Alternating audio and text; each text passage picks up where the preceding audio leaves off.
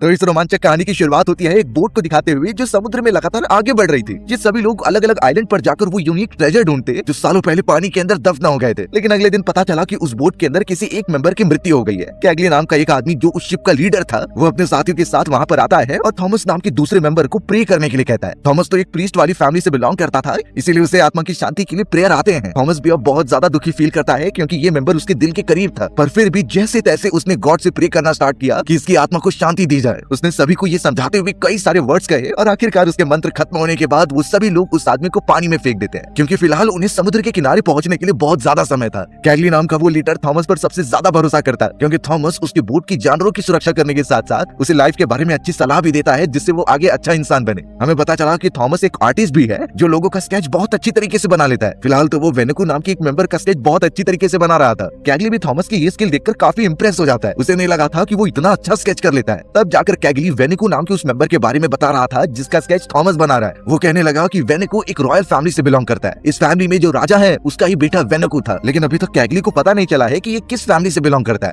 और वेनेको भी अपने बारे में कुछ खुलकर बताता नहीं। अब यहाँ पता चला कि उनकी बोट बहुत समय से पानी के अंदर है और कई ऐसे स्पॉट्स भी हैं जो छेद हो चुके हैं और पानी अंदर घुसता जा रहा है। तो उन्हें किनारे पर जाना होगा और कुछ लकड़ियां उस पर अप्लाई करनी होगी। इसलिए अब वो वेनेको को कमांड संभालने के लिए कहता है, जिस पर वेनेको बोट की डायरेक्शन को चेंज करने लगा था। लेकिन थोड़ी ही देर में उन्हें किनारा दिखाई देता है, यानी वेनेको को एकदम अच्छी तरीके से अंदाजा था कि किनारा कहाँ है और वो विदाउट कंपास के उन्हें लेकर जा रहा था। ये बातें थॉमस को थोड़ी सी अजीब लगती हैं, पर फिर भी उनकी शिप पहले रिपेयर होनी चाहिए, इसीलिए जैसे तैसे सभी लोग किनारे पर उतर जाते हैं। एक थॉमस ही था जो अपने व्हाइट हॉर्स के ऊपर तैरते हुए आ रहा था, यानी थॉमस का स्टाइल ही एकदम अलग होता है। अब यहाँ कैगली और उसके कुछ मेंबर्स चारों तरफ फैल जाते हैं ताकि वो लकड़ियां जमा कर सके और उसी की मदद से अपनी बोट को ठीक करे। हमें तो अब उस किनारे पर थॉमस और वेनेको एक साथ बैठे हुए दिखाई देते हैं। थॉमस ने तो वेनेको से आखिरकार पूछ लिया कि तुम्हारे गले में जो दांत है वो आखिर किसका है। तब जाकर वेनेको ने बताया कि ये किसी शार्क का दांत है और मुझे ये फैमिली की विरासत से मिला था। थॉमस ने तो उसके चेहरे पर बने निशान के बारे में भी पूछा। वेनेको ज्यादा कुछ तो नहीं कहता, सिर्फ इतना बोलता है कि ये मेरे फादर और फैमिली की निशानी है जिसे मैं जिंदगी में कभी नहीं भूल सकता। अब सभी लोग अपनी छानबीन कर ही रहे थे और थॉमस जब अपने घोड़े के साथ आगे बढ़ा तभी अचानक उसे एक लेडी दिखाई देती है। उस लेडी का नाम रेंजेमी था जो फिलहाल डरी हुई थी। उसके हाथ में नुकीला चाकू होता है और वो धीरे धीरे थॉमस की तरफ बढ़ रही थी, पर थॉमस ने उसे बिल्कुल डराया नहीं। वो शांति से कहने लगा कि मेरे पास कोई हथियार नहीं है और मैं तुम्हें कोई नुकसान भी नहीं पहुंचाऊंगा। जब रेंजेमी को ये कंफर्म हो जाता है कि थॉमस से उसे खतरा नहीं है तो वो उसके घोड़े को जाकर पैट करने लगती है, पर थोड़ी ही देर के अंदर वहाँ कई और ट्राइब मेंबर्स आ जाते हैं जिसमें से एक रेंजेमी का हस्बैंड था।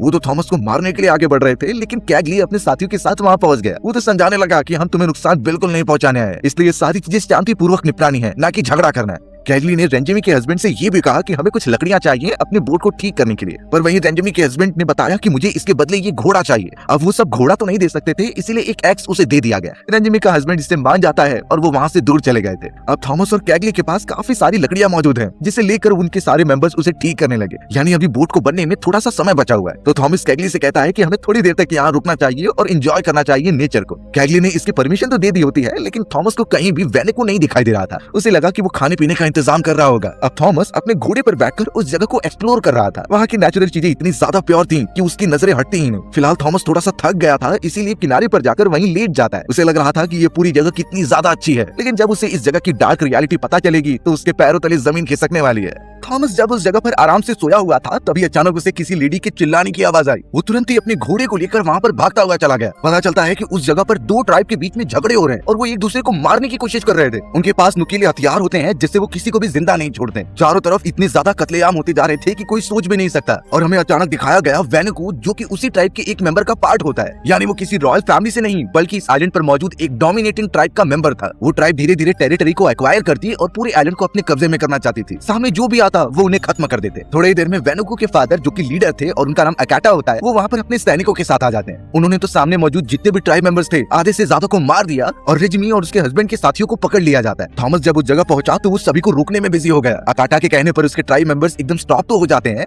लेकिन अकाटा थॉमस से पूछने लगा कि तुम्हें क्या चाहिए। थॉमस जब आसपास देख रहा था तो उस दूसरे ट्राइब के मेंबर्स तो मर चुके होते हैं, सिर्फ रेंजेमी और उसका हस्बैंड ही बचा हुआ था। तो थॉमस अकाटा से रिक्वेस्ट करता है कि तुम रेंजेमी और उसके हस्बैंड को छोड़ दो। पता चला कि वहाँ पर कैगली आ चुका है और वो अकाटा से कहता है कि थॉमस को जाने दिया जाए। यानी कि अकाटा कैगली को पहले से जानता था और वो तो उसे धन्यवाद भी कहता है उसके बेटे वेनुको को ट्रेनिंग देने के लिए। दरअसल अकाटा ने जानबूझकर अपने बेटे वेनुको को इंसानों की दुनिया में भेजा था जहाँ वो उनके तौर तरीके सीख पाए और ये भी देखे कि वो कौन से वेपन यूज करते हैं। लेकिन कैगली इन सारी चीजों के बदले थॉमस को जिंदा छोड़ने के लिए कहता है, पर थॉमस अड़ा हुआ था क्योंकि उसे रेजुमी और उसके हस्बैंड की जान बचानी थी। वो जब ये बातें बोलता है तो अकाटा गुस्से में सामने आ गया और वो कहने लगा कि इनकी जान के बदले तुम मुझे क्या ऑफर करते हो। तब जाकर थॉमस ने अपने सबसे प्यारे साथी यानी उस व्हाइट हॉर्स को उन्हें दे दिया और उसके बदले उनकी जान छोड़ने के लिए कहा। पर अकाटा उससे भी ज्यादा चालाक था। उसने कहा कि तुम उस घोड़े के बदले सिर्फ एक ही जान बचा सकते हो, बाकी दूसरा मेरे हाथों मारा जाएगा। थॉमस अब काफी कंफ्यूजन में आ गया और वो समझ नहीं पाता कि वो रेजुमी और उसके हस्बैंड में से किसे बचाए। दोनों एक दूसरे के लिए इंपॉर्टेंट हैं। लेकिन आखिरकार उसने रेंजेमी को चुना। तुरंत ही अकाटा और उसके साथियों ने रेंजेमी के हस्बैंड को मार दिया होता है और रेंजेमी अब बहुत ज्यादा रो रही थी क्योंकि उसका पार्टनर मर चुका है। वो तो उस जगह से जाने के लिए राजी नहीं होती, जिस पर अकाटा गुस्से में कहता है कि तुम सब मेरी टेरिटरी से निकल जाओ, नहीं तो तुम सब भी मारे जाओगे।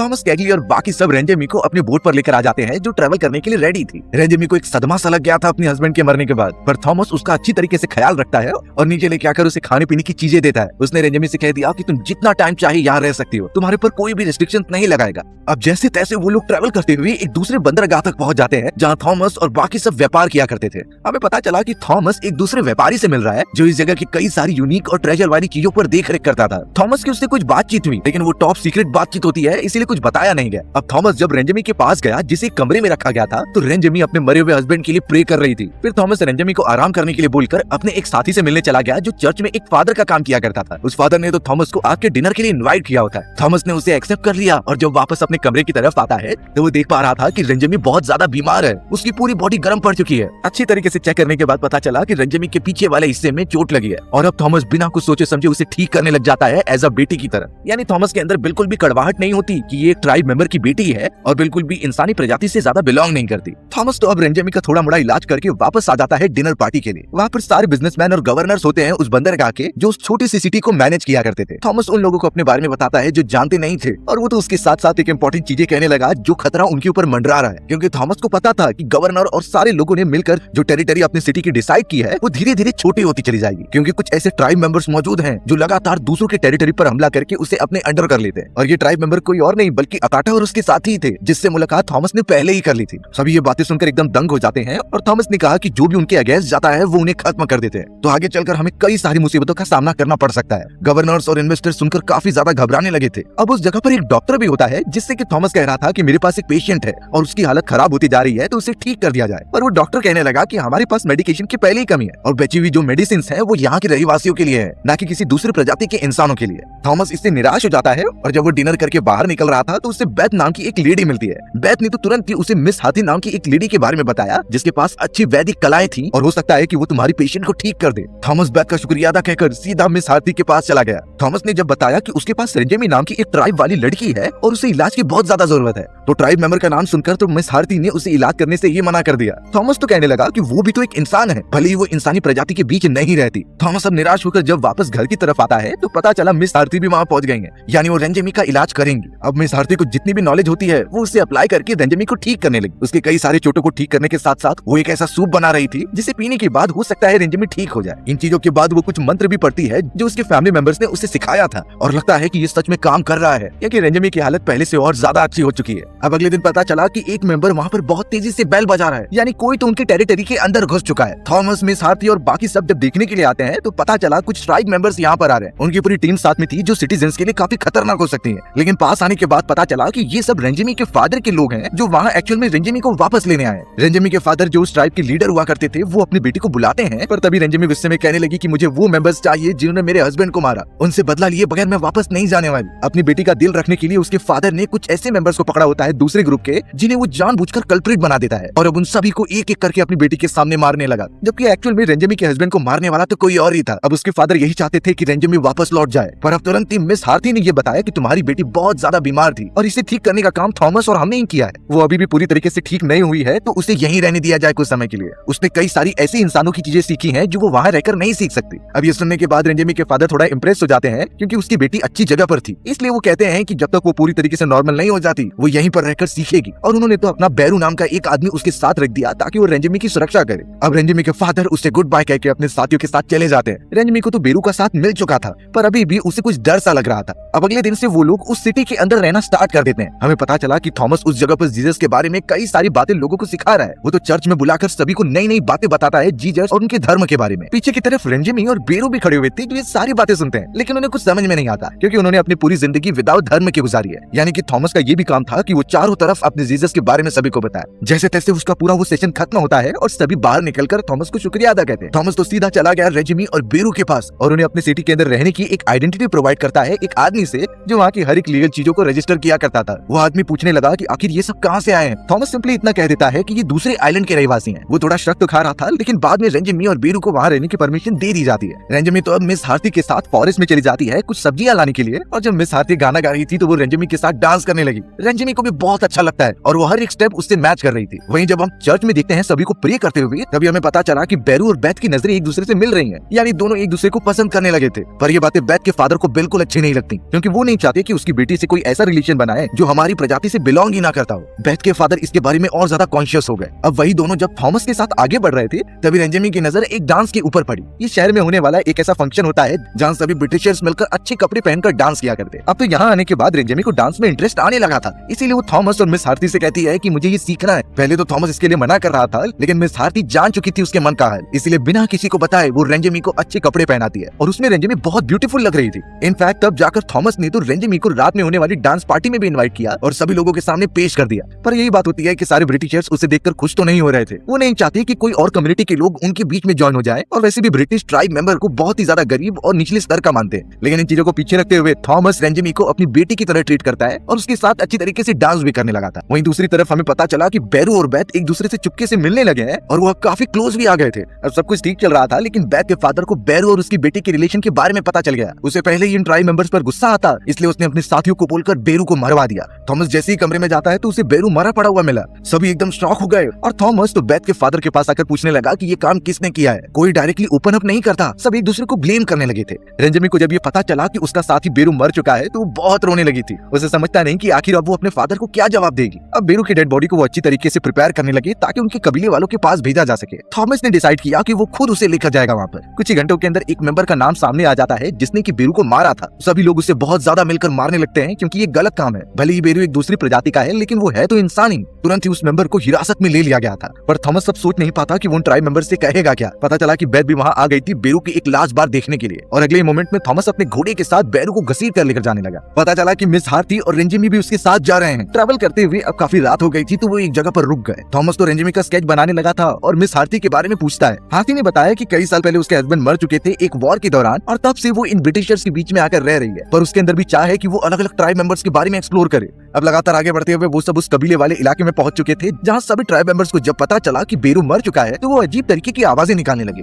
ये कोई गुस्सा नहीं बल्कि उसके शांति का प्रतीक बता रहे थे। थॉमस ने तो एक्सपेक्ट किया था कि वहाँ के कबीले वाले काफी गुस्से में होंगे, पर वो बड़ी कामली उसे हैंडल करते हैं और सिर्फ इतना कहते हैं कि समय के साथ सब ठीक हो जाएगा। उन्होंने तो थॉमस को वहीं कुछ दिन आराम करने का परमिशन दी और थॉमस तो अगले दिन से ही सारी चीजें नोटिस करने लगता है। उसने वहाँ के लोगों के डेली रूटीन के स्केचेस बनाए और कई सारी चीजें मेंशन की जिससे वो स्टडी कर सके। पर तभी अचानक वहाँ पर गन शॉट की आवाज आती है। थॉमस डर के मारे सीधा उन्हें देखने के लिए चला गया था, पर वो अपने स्केच बुक वहीं भूल जाता है जिसे एक मेंबर ने अपने एक लीडर के पास छोड़ दिया। वो लीडर थॉमस द्वारा बनाई गई सारे स्केचेस को अच्छी तरीके से देख रहा था। वहीं थॉमस जब उस स्पॉट पर पहुंचा तो पता चला कि सारे ट्राइब मेंबर्स के पास गन मौजूद है और वो उससे शूटिंग प्रैक्टिस कर रहे हैं। उन सभी में तो रेंजेमी भी शामिल थी जिसने ये सारी चीजें अपने साथियों को बताई होती हैं, यानी अपनी प्रोटेक्शन के लिए वो सब भी हथियार उठाने लगे हैं। थॉमस को ये देखकर थोड़ा सा डर लगने लगा था क्योंकि इससे तो आगे चलकर लड़ाई स्टार्ट हो सकती है। और जब वो वापस कबीले में आता है तो वहाँ का लीडर उस किताब में दिखाते हुए पूछने लगा था कि इसमें कई लोगों की डेथ क्यों हो रही है। तब जाकर थॉमस अपने सपने के बारे में बताता है कि यहाँ आने से पहले उसे कई दिनों तक सपने आया करते। ये सपने रिलेटेड थे कई सारे ट्राइब मेंबर्स की मौत से जो किसी न किसी रीजन की वजह से अपनी जान दे रहे हैं। थॉमस उन सारे ट्राइब मेंबर से ये भी कह रहा था कि जरूर कोई खतरा तुम्हारी ट्राइब पर मंडरा रहा है, और देखकर साफ पता चल रहा था कि ये कोई और नहीं बल्कि दूसरे खतरनाक ट्राइब मेंबर अकाता की बात कर रहा है। लीडर समझ चुका था, इसीलिए वो डिसाइड कर लेता है कि वो उनसे लड़ने की टेक्निक बनाएगा। उसी रात हमें थॉमस और मिस हार्थी दिखाए गए जो एक दूसरे के काफी पास पहुंच जाते हैं और बहुत अच्छे मोमेंट शेयर करते हैं। अगले दिन ही थॉमस देखता है कि लीडर कई सारे मेंबर्स को टेक्निक सिखा रहा है ताकि वो अभी से ही पार्टिसिपेट कर सके युद्ध में। पर अगर कभी इनमें से कोई भी खतरनाक आदिवासी आपके सामने आ जाए और आपको कुछ समझे ही ना कि उनसे बचा कैसे जाए, क्योंकि उन्हें अगर जरा भी चांस मिलेगा तो वो आपकी जान ही ले लेंगे। तो इनसे बचने के बहुत ही सिंपल रास्ते हैं जो हर किसी को पता होने चाहिए। सबसे पहले तो ये सारे ट्राइब के लोग दूसरों पर इसलिए हमला करते हैं क्योंकि वो समझते हैं कि आप उनके ऊपर अटैक करने आए हो। तो अगर आपने अपने हाथ में जो भी वेपन लिए हैं उसे नीचे रख दो और ऐसा दिखाओ कि आप बिल्कुल भी अटैक करने नहीं आए हो, तो ट्राइब मेंबर थोड़ा सा पीछे हटते हैं। लेकिन अगर क्या हो कि ट्राइब मेंबर्स मांसाहारी और एकदम आदमखोर हों जो दूसरी प्रजाति के इंसानों को देखकर खा जाएं, तो इस केस में हमें ऐसा सोचना है कि हमारे सामने आदिवासी नहीं बल्कि एक खूंखार जानवर है, क्योंकि वो सब फॉरेस्ट में रहते रहते उनकी तरह ही बन गए होते हैं। अगर एक आदिवासी आपके पीछे आ रहा है पकड़ने के लिए, तो जानवर की तरह उसे भगाने के लिए एक अजीब सी आवाज कीजिए। ये आवाज कैसी भी हो उन्हें इरिटेट तो जरूर करेगी, और साथ ही साथ अपने आप को बड़ा दिखाने का ट्राई कीजिए ताकि उन्हें लगे कि आप उनसे ज्यादा ताकतवर हैं। दूसरी टेक्निक आती है कि आप पेड़ों के पीछे छुपकर अपने अपोजिट डायरेक्शन में पत्थर मारिए। इससे उन्हें लगेगा कि आप दूसरी तरफ भाग रहे हैं और आपको चांस मिल जाएगा वहां से निकलने का। याद रहे कि आपको 1 to 1 फाइटिंग करने नहीं जाना है, क्योंकि वो आदिवासी कई खतरनाक और आपसे ज्यादा ताकतवर हो सकते हैं। लेकिन यहाँ थॉमस, जो कि उन सारे कबीले वालों के बीच में रह रहा था, वो दिखता है कि वहाँ का लीडर कैगली के आदमियों से बहुत सारी बंदूक खरीद रहा है, यानी वो एक युद्ध की तैयारी कर रहा था अकाता के अगेंस्ट में। थॉमस तुरंत ही जाकर लीडर को समझाने लगा कि ये कोई सोल्यूशन नहीं हो, इससे तुम्हारे कई सारे लोग मारे जाएंगे। लेकिन वो लीडर के सामने और कोई भी सोल्यूशन दिखाई नहीं दे रहा था अपनी प्रोटेक्शन करने का। तब जाकर थॉमस कहता है कि तुम्हें अकाता से हाथ मिला लेना चाहिए, उसे जितनी टेरिटरी चाहिए उसे दे दो और बाकी जगह पर अपने फैमिली वालों को लेकर रहो। लेकिन लीडर तो थॉमस को ही बोलने लगा, तुम जाकर अकाटा से बात करो। अगर अकाटा मान गया तो वो भी अपने हथियार नीचे रख देगा। यानी अब सारी चीजें थॉमस के ऊपर आ चुकी थी। थॉमस सबसे पहले कैगली नाम के अपने साथी से मिलने जाता है और उसे कहता है कि तुम इन आदिवासियों को वेपन्स मत बेचो, क्योंकि ये सब एक समय बाद हम पर ही भारी पड़ जाएगा। लेकिन कैगली को इन बातों से बिल्कुल फर्क नहीं पड़ता, उसे सिर्फ प्रॉफिट होना चाहिए था, भले इससे वो कुछ भी करे। थॉमस समझ गया था कि कैगली से बात करके कुछ मतलब नहीं, तो वो अपनी बोट में अकाता के ट्राइब मेंबर के पास जाने लगा। पता चलता है कि रेंज भी उसी बोट के अंदर मौजूद थी और वो थॉमस को अपने कबीले के एक प्राचीन पशु की खाल देने आई होती है। उसने कहा कि तुम इसे अकाटा को ऑफर करना, जिससे वो थोड़ा खुश हो जाएगा। थॉमस को भी ये अच्छा लगता है और जल्द से जल्द वो अकाटा के पास पहुंचा और उसे वो भेंट देकर साफ कहने लगा कि हम सब हाथ मिला लेते हैं, हम जितना शांति बनाएंगे उतना ही गॉड हम पर कृपा करेंगे। पर ये बातें अकाटा की समझ में नहीं आती। वो तो थॉमस को साफ साफ मना कर देता है और कहता है कि हम अपनी टेरिटरी बढ़ाएंगे, जो भी सामने आएगा उससे खत्म कर देंगे। अगले दिन पता चला कि अकाटा अपनी पूरी सेना के साथ वहाँ पहुंच चुका है और सबसे पहले उसने कैगली को मार दी। ये इसलिए क्योंकि कैगली ने काफी ज्यादा दाम बढ़ा दिए थे उन वेपन्स के। सभी साथी उनके मेंबर्स को खत्म करने लगे और एक तो थॉमस के ऊपर भी झपट्टा मार रहा था। अच्छी बात हुई कि रेंजेमी वहाँ पर पहुंच गई और एक बंदूक की मदद से उसे मार दिया। पता चला कि ये वही आदमी था जिसने रेंजेमी के हस्बैंड को मारा होता है। और अब थॉमस और रेंजेमी घोड़े पर बैठकर वहाँ से निकल जाने लगे। वो दोनों जल्द से जल्द अपने कबीले के लीडर के पास पहुंचते हैं और थॉमस ने तो कहना स्टार्ट कर दिया कि अकाटा की सेना यहाँ आ रही है। तो थॉमस कहता है कि अगर मेरी बोट पर कुछ मेंबर्स आ जाएं तो हम दूसरी तरफ जा सकते हैं, यानी वो भागने की बात कर रहा था। लेकिन लीडर ने साफ कह दिया कि हम मुंह दिखाकर नहीं भागेंगे, जहाँ हमारी संख्या कम होती है और दुश्मन कई ज्यादा। पर हमने हार नहीं मानी और उनसे फाइट करते रह गए। पता चला कि मिस हार्थी भी इस जंग में उनका साथ दे रही है, जिस पर थॉमस समझ गया कि हमें फाइट करनी होगी। कुछ ही घंटों के अंदर अकाटा की कई सारी सेनाएं वहां पहुंच चुकी थी नाव के अंदर। उन्होंने तो कैगली की शिप से कई सारे तोप फायर किए उनके ऊपर और अब देखते ही देखते वहां पर कई सारी जंग होने लगी थी। दोनों ट्राइब मेंबर्स एक दूसरे को खत्म करने की कोशिश करते हैं और यही पता चला कि अकाटा की सेना बहुत ज्यादा है, वो सब भारी पड़ रहे थे। मिस हार्थी को बहुत ज्यादा चोट लग जाती है इस दौरान। थॉमस तो उसे ठीक करने की कोशिश करता है और इसका ब्लेम खुद पर डालता है। वो भी अब गुस्से में अपने दुश्मनों को मारने चला गया था। लेकिन थॉमस जिस ट्राइब में होता है वो बहुत ही ज्यादा बहादुर थे। उन्होंने अपनी अंतिम सांस तक काफी ज्यादा लड़ाई की और अपने दुश्मन की संख्या कम करते रह गए। एंड में ये पता चला कि अकाटा की सेना कमजोर पड़ने लगी है। धीरे धीरे उनमें से सब मर जाते हैं और अब सिर्फ अकाटा ही बचा हुआ था। उसने अपनी हार एक्सेप्ट कर ली और अब दूसरे ट्राइब का लीडर उसे जान से मार देता है। यानी कि उन लोगों के ट्राइब ने बहुत अच्छा काम किया है इन सारी चीजों को हराकर। अकाटा के बेटे को एक चांस दिया गया ताकि वो उनके ट्राइब में आकर शामिल हो जाए और वो करता भी वैसा ही है। आगे चलकर ट्राइब के लोगों ने ब्रिटिशर से हाथ मिला लिया और बिजनेस में काफी आगे बढ़ने लगे। हमारी भी कहानी यही इसी तरीके से खत्म हो जाती है। सो व्यूअर्स, अगर आपको मेरा नरेशन 1% भी अच्छा लगा होगा ना, तो वीडियो को लाइक एंड चैनल को सब्सक्राइब जरूर कर देना। मिलते हैं इसी तरीके की मजेदार वीडियोस में, तब तक के लिए बाय बाय।